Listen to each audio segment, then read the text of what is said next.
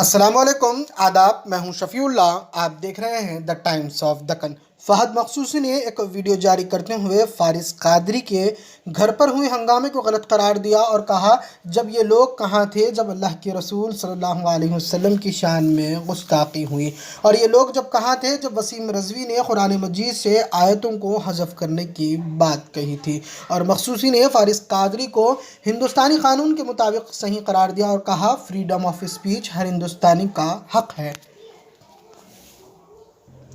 अस्सलाम वालेकुम रहमतुल्लाहि वबरकातुहू। दोस्तों, मैं फहद मखसूसी काफ़ी दिनों के बाद वापस आप लोगों के बीच में आने का मौका मिला है। मैं एक 2 मिनट जो है ना अपने ज़िंदगी के अहमियत वाले 2 मिनट गुलामों, मुरीदों, पालतू कुत्तों पे ज़ाया करने वाला हूँ, जिन्होंने कुछ दिन पहले फारिस कादरी के घर पे हमलावर हुए थे। मैं बस उनसे ये पूछना चाहता हूँ, ऐ पालतू कुत्तों, मुरीदों, गुलामों, क्या तुम्हारी हिम्मत तब नहीं हुई जब राजा सिंह ने तुम्हारे अपने आका के ताल्लुक से गैर गलत कहा, उल्टी सीधी बातें कहा, ये तक कह डाला कि भाई दरवाजा खुला रखना, मैं पान खा के आऊंगा? क्या तुम्हारी हिम्मत तब नहीं हुई कि उसके घर पे हमलावर होते?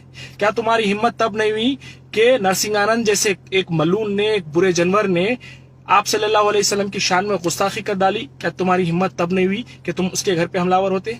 क्या तुम्हारी हिम्मत तब नहीं हुई कि वसीम रज़वी जैसे नामखूल मलून, दुनिया के बदतर तरीन इंसान ने कुरान की आयतों में तब्दील करने की बात कर डाली? क्या तुम्हारी हिम्मत तब नहीं हुई कि तुम उसके घर पे हमलावर होते? लेकिन नहीं, वो कहते हैं ना कि पालतू कुत्तों को जो है ना ट्रेनिंग दी जाती है कि कौन दोस्त है, कौन दुश्मन है, किस पे भौंकना है, किसको काटना है, किस पे हमलावर होना है। तो ठीक वैसे ये तुम्हारे आकाओं के दोस्त हैं और तुम्हारी हिम्मत कभी नहीं होगी इनके खिलाफ जो तुमने कल फारिस कादरी के खिलाफ किया है करने की।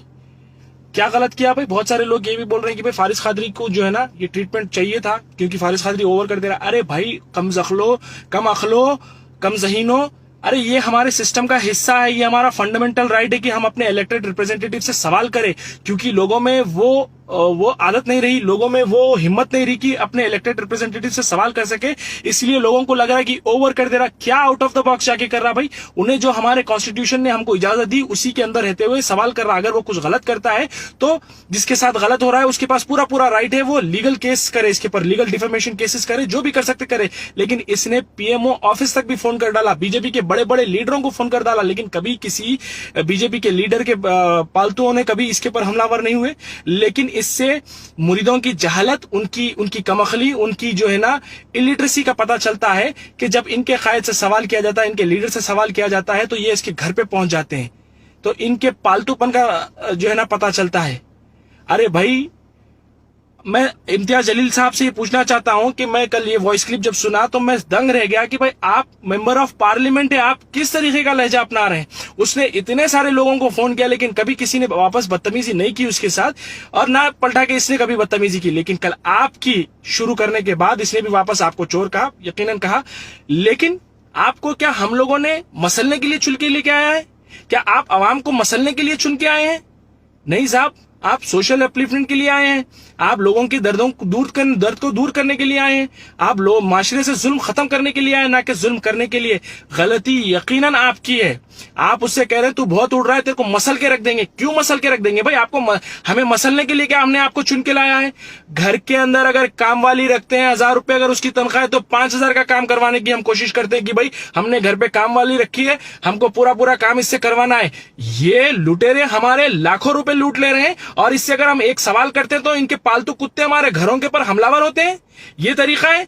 आप लोगों को अकल के नाखून नोचना चाहिए, जागना चाहिए कि हमारा राइट है, फंडामेंटल राइट है कि हम अपने इलेक्टेड रिप्रेजेंटेटिव से सवाल करें। खैर, और मजीद कुछ कहना नहीं चाहूंगा। बस मैं अब तक भी नहीं बोला था इसके ऊपर, लेकिन कल जो भी हुआ, परसों जो भी हुआ, बहुत गलत हुआ।